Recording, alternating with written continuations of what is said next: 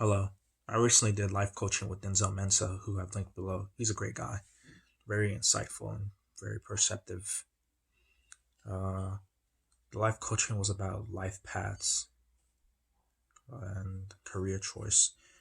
And the suggestion I got was to allow Yahweh, the God I believe in, to orient me, to direct me as far as where to go. The external purpose, basically, which is what I seek, but I also seek an internal orientation.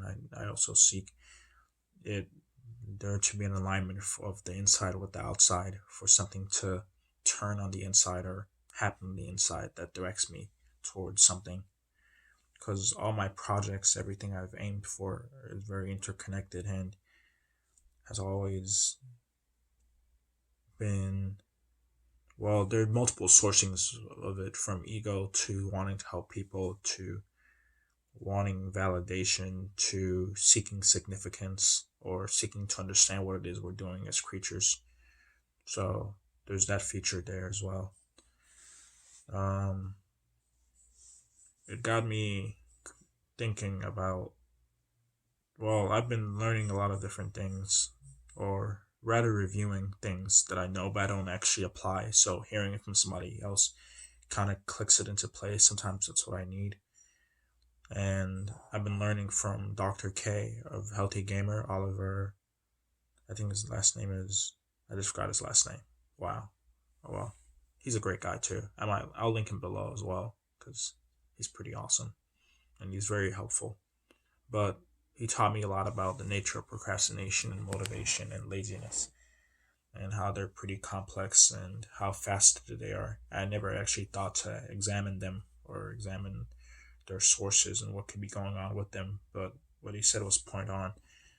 All I know is that uh, I tend to struggle with operational procrastination, or I don't know how to concretize something that's abstract to get a move on, to act. And when I'm not acting, I feel very anxious. So action tends to relieve me because I tend to feel like I'm moving towards something or I'm actually getting something done. So in the absence of action, I tend to worry about the future because it feels like it's left in the air and I'm left at the mercy of forces to let whatever will happen to me. And I don't know what can happen to me. And presumably, most of it will be bad because I won't be able to secure myself or take care of things I need to take care of. And those are the things that tend to get me worried. So those are things I've learned, that you have to be able to concretize uh, abstract things, maybe turn them into steps, turn them into little actions, and take action, and not to be preoccupied by outcome. Because that's also one of my issues. I tend to be preoccupied by the outcome, and if the outcome seems unlikely or it seems like it won't go well, then I put it off till I can figure out how to make it perfect. There's also perfectionism there, as you can see. So all of these things become tangled with each other. They all interact with each other to generate the result of me either being paralyzed or caught up in analysis or caught up in trying to perceive something that will help me get a move on. But all I need to do is just act. I just need to make something happen. And usually I'm better off that way when I just act, when I'm just doing without too much reflection, because the reflection tends to come after, or the model making can come before, or it can come during the activity. So those are the things I've been working on and I'm learning.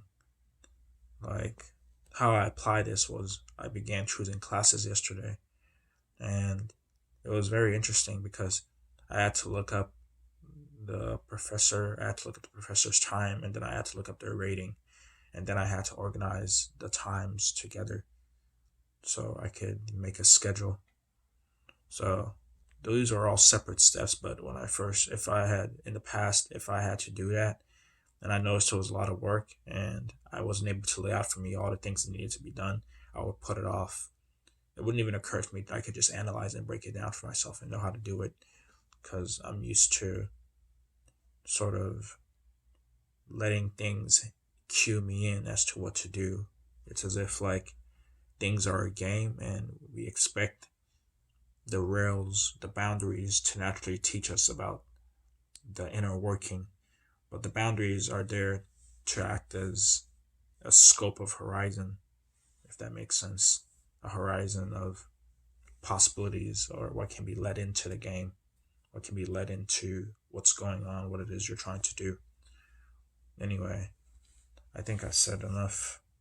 I appreciate you guys staying with me and listening to me, even if I may not have much to offer, or what I say is not very interesting, or may not be original. I hope it's of use. I think I'm going to focus on that from now on. Uh, or of value, utility and value. I think that's what we can supply to each other, value and utility, as well as novelty and new connections or exposure to new horizons of possibilities and interests and things to construct from. So that's all I want to say. Thank you for listening. Bye bye.